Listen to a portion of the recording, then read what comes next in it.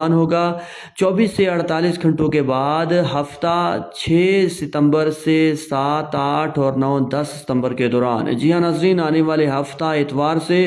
سوموار، منگل اور بدھ کے دوران یہ لو پریشر سسٹم آہستہ آہستہ صوبہ سندھ میں داخل ہونا شروع ہوگا۔ اس کے اثرات صوبہ سندھ میں ملیں گے، جس کے ذریعے اثر ہفتہ سے لے کر اتوار، سوموار اور منگل کے دوران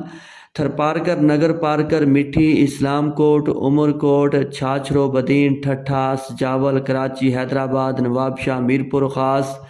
سکھر، لاڑکانہ، جیکب آباد، سانگڑ، دادو سمیت صوبہ سندھ کے بیشتر اضلاع میں گرج چمک اور تیز ہواؤں کے ساتھ موسلادھار اور طوفانی بارشوں کا امکان۔ ناظرین، اگر لو پریشر سسٹم ڈائریکٹ صوبہ سندھ میں داخل ہو گیا تو مختلف علاقوں میں 100 ملی میٹر سے لے کر 300 ملی میٹر تک شدید سیلابی بارشیں بھی ریکارڈ ہو سکتی ہیں۔ اگر اس کے اثرات ملے تو پھر پارکر، نگر پارکر، مٹھی، اسلام کوٹ، میرپور خاص اور ملحقہ علاقوں میں